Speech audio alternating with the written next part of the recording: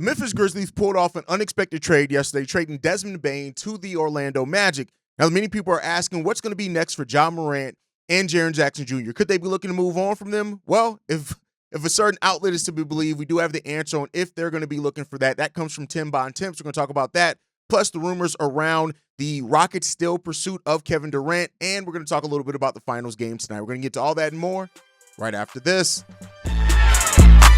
Welcome to the number one place for your daily basketball news and analysis, NBA Central.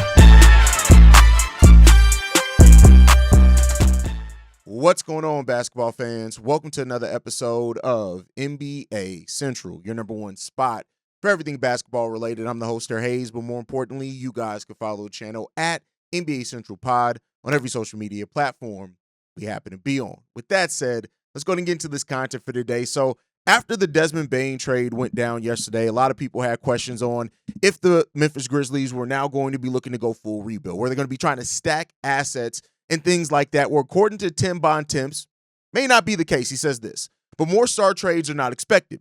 The Grizzlies are not looking to deal either of their two remaining franchise cornerstones. The team has spent the past couple of months clearing salary cap space to compete a renegotiation and extended of Jackson's contract this offseason, preventing him from hitting free agency in 2026.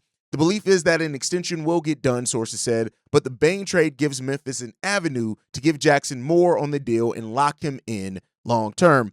And I said this a little bit, I'm not trying to act like I got a crystal ball or anything, but I said that this could be one of the paths when that actually happened. Jaren Jackson Jr. was slated to become a free agent in the summer of 26, and with the second tax apron looming, teams in free agency are going to start using the second tax apron as basically one of the tactics, one of the added assets that you can use, right? Because if you want to really test how much a team is willing to keep a player, you give them an offer that would then send that team into the second tax apron to be able to match or whatever else it is. And now it looks like the Memphis Grizzlies made a preemptive strike to go ahead and get that done. And I think that's a big part in this, right? So if they're avoiding Jaren Jackson Jr. going into the free agency of 2026, it's smart, right? And I think that's what is the best option here. You can get him with an early contract extension. They can extend him this year if they decide to do that. They can avoid completely circumvent that. Now, that does not mean that they can't, if they decide later on to make moves with their added draft picks or make moves they can very well do that, right? We've seen it happen a lot with teams. You lock a player into an extension, and then you may look to move on from them later if they want to be moved, things like this. But it's basically set the Grizzlies up to move forward with Ja and move forward with Jaren Jackson Jr., and then to try to continue filling out this roster in other spots. They already had Zach Edey, who had offseason ankle surgery, which, is going to be interesting to see when he gets back out on the court, things like that. But this is a Memphis Grizzlies team that's now put into place with their roster where they still got talent there for sure. Moving on from Taylor Jenkins as their head coach and things like that, like they are going into a new phase of their roster, which it kind of confuses me. You decided to change the roster, which means that you realized that there were some issues there, but you moved over from Taylor Jenkins, considering that he was a coach that had almost a 60% win percentage with you. But hey, it is what it is when it comes down to that. But now you look at, they still got some talent there. G.G. Jackson, who didn't really follow up his rookie season with the same season that, they wanted to see from him. What does he look like now? Does he get, prioritized to get more opportunities? Scottie Pippen Jr. is another player that's really stepped up for them and looked really good for them at times. So added KCP, who's a really good two-way player, solid two-way player, I should say. So this is a Memphis Grizzlies team that is definitely retooled, but they still have some questions around who and what they can be going into next year, and that's what we're going to see. They now have the 16th overall pick in this draft, which you can use to add a talent that, may not replace Desmond Bain right away, but are they now in a contention for Cedric Coward if he's there at number 16, which almost gives them the defense and three-point shooting that they need, right? So some options there, and what they do at 16 this year, and then how they use the pick from the Phoenix Suns next year, it's going to be really telling to like what this team is going to look like going forward, and I can't wait to see it. The Memphis Grizzlies are a fun team. They're a team that a couple of years ago, most people really thought that they had their direction. They've since had to pivot off that, of course, because of things that were going on and stuff like that. But, overall, we'll see what happens. I'm glad to hear that the Grizzlies aren't looking to do any type of fire sale right now because I don't think they need to do that. You continue to build out what you have here now. You use the assets you have back. And with you having a 16th overall pick in this draft, that can actually get you something that's really decent in this draft. This is not one of those drafts where course, there's players with higher upside and things like that when it comes down to it. But you got Nick Crawford who can be there, right? That could make a lot of sense for them. Liam McNeely as well, who makes a lot of sense for them potentially there. So you got players that if you're looking for somebody who can come in and replace a little bit of what Desmond Bain did, you got some of that's out there. Cedric Howard is really one that I would say watch out for Memphis to see what they do there. If he falls at number 16 to them, we shall see what they do there. But let me know what you guys think on this down below. Again, from Tim Bontemps is that the Memphis Grizzlies are not looking to move on from Ja or JJJ this offseason. They're actually looking to extend Jaren Jackson Jr. Do you think that's the right move for this team? Do you think, like me, that they can really use that 16th overall pick to find somebody who can actually help them almost immediately with the way that this draft is shaping up? Let me know what you guys think on that down below. Now, one of the talk a lot is of course, Kevin Durant. People have asked, what does this trade that's happened, does it mean anything for the Kevin Durant sweepstakes or anything like that? I don't know if that happens or if that, what goes on with there, if a team's going to ask for more or anything with Kevin Durant now and stuff like that going on. But I think overall it comes down to this. Kevin Durant is still the biggest the domino left to fall. And does the Desmond Bain contract trade does make you look at that and say, all right, what else is going to happen here now, right? But yeah, I think with Kevin Durant, and it comes down to it, is that there are some trade situations that make sense for the Rockets. I know Rockets fans, we get them in the comment section all the time. They do not want to see their team move off these young players for a Kevin Durant, and I am with you on that. I want to be clear here. When I report on this, it's not always in agreement. It's an understanding of what's happening and what the conversation is, right? And that there's things that could change there. But according to Mark Stein, he says this. In the wake of the Rockets' first-round exit and their offensive issues against Golden State, they do appear to be certain trade scenarios that would tempt them to scrap the long-held belief that Durant, nearing his 37th birthday in September, is not the proper timeline fit with Houston's impressive core of 20-somethings, Mark Stein wrote. Packaging a number of young talented players to bring in Durant may shrink the Rockets' title window, but it would certainly make them one of the most dangerous teams in the NBA heading into the season. An isolation scorer like Durant, who can get buckets outside of the structure of the offense, is exactly what the Rockets need, and getting him in the building would be monumental.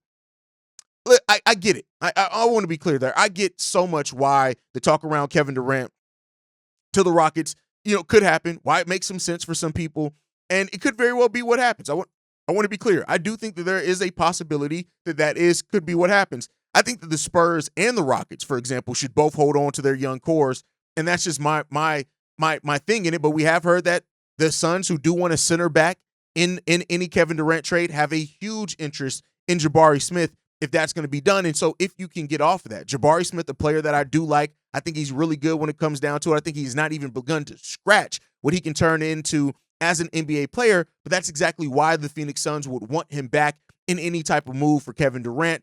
If that's, remain to be seen, it's probably still going to be a third team that's needed somewhere in this to make this trade work the best that it can, but it's something to watch. I think we'll say it's something to watch out for and to see what happens. A lot of people think that this is something that if the Rockets want it, they can get. And that's kind of the feeling that I get around it too. Like if the Rockets really wanted to go in and outbid a team for Kevin Durant, they could do it. But is that the player that you want to try to outbid and put all your chips out on the table to get? That's another thing, right? And so we'll see what happens here. Overall, I know that the Rockets fans, at least a nice portion of them, thank you for supporting the channel, do not want to see this trade happen, and I understand it. But if they do, they will become an instant team. And like I've said before, the only thing that makes sense for the Rockets, if that's what they're doing, is that they feel like Amen Thompson is absolutely going to be that player that you can build the rest of your franchise around by the end of Kevin Durant's run there, whatever it's going to be with Houston. And they would hold on to enough of their solid core with Şengün and the other players and still have enough of a young core that they can continue to do things with. My thought, though, is like I said, if I'm the Houston Rockets, if I'm willing to put anything out on the table, I'm calling the Celtics first on Jaylen Brown. I know that they have not said that they aren't looking to trade Jaylen Brown or Jason Tatum, but I'm telling you right now, if there's any player, if I'm the Houston Rockets, that I'm putting all the chips in on the table for, it's Jaylen Brown, who fits the timeline a little bit better and more cleanly, and you can have him and Amen Thompson continue to play together. You're not looking at like a transition of power necessarily there in the same way as if it was Kevin Durant. Again, my personal opinion, but you guys can let me know how you feel on that one. Now, still to stay on the Suns topic, is that Jake Fisher did say that in addition to Durant being on the trade block, Grayson Allen and Royce O'Neal could also be on their way out. And this just makes sense. I talked about this a lot in the sense that if the Suns want to move Kevin Durant and get multiple players back, they would have to move one of Grayson Allen or Royce O'Neal in a precursor move to get under that second tax apron, and then they have more flexibility. Now, Jake Fisher says this. There's been a lot of good chatter this week about the Suns' willingness to explore trades involving Grayson Allen and Royce O'Neal as part of the Durant discussion, sources say, to reduce their tax bill further. After a winter of nonstop trade discussions with various teams, Phoenix is very familiar with the concept of trying to triangulate a 3-team or larger deals. So, I mean, this makes sense. This makes a ton of sense. Now, they can do it in the 3-team trade, I think, as long as that 3-team trade lends them at the end of it to be underneath the second tax apron, where then they could take back multiple players. I believe somebody fact-checked me on that one. I could be a little bit off of my CBA knowledge when it comes down to that. But Grayson Allen is a player that, it could help some teams. He did average only 24 points per game over, of course, 64 games, making 7 starts. He scored 10.6 points per game. But he fell down from the crazy three-point shooting that he had the year before that. So, look at that. Royce O'Neal is another player that played 75 games. He played 24 minutes per game, so there could be some interest from teams there. And we just continue to look to see how that works out. But Grayson Allen, Royce O'Neal could be on the chopping block as well. That just makes sense because they want to get under that second tax apron, and that's one of their biggest ways to get that done. Now, with that said, Game 5 going down tonight. The Thunder versus the Indiana Pacers. This series is going back to Oklahoma City today, and now we have to know what's going to happen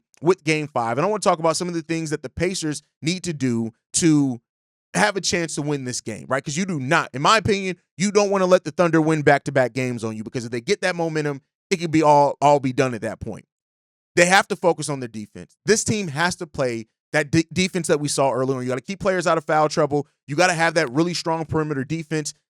Nesmith, Nembhard, those are going to be 2 important players. And the point of attack defense for them, you're going to need that point of attack defense to be on point the entirety of the game. You have to get that, especially as the runs happen, because they're bound to happen. They've happened in every game in the series, and in crunch time, you need to tighten up that defense. That point of attack defense has to be crazy.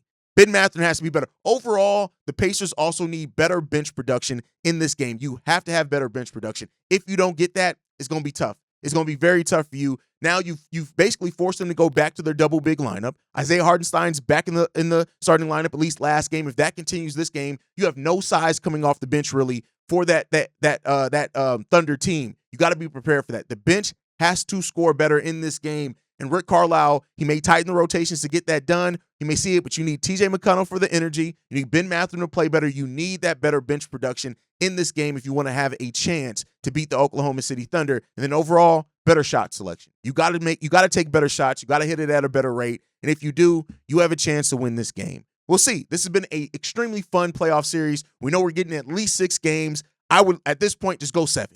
Just go 7. Let's have fun with it. Let me know your predictions down below. Who do you have winning tonight? The Pacers or the Thunder? Let me know that down below. That's my time. Make sure you guys are following us at NBA Central Pod. You can send us any feedback, questions, comments, concerns. NBA Central Show at gmail.com. And then lastly, if you want to leave a text message and our voicemail for the mailbag, the number to do so, 773-270-2799. We're the #1 spot for everything NBA and basketball related. And I'll see you guys the next time I feel like making a video.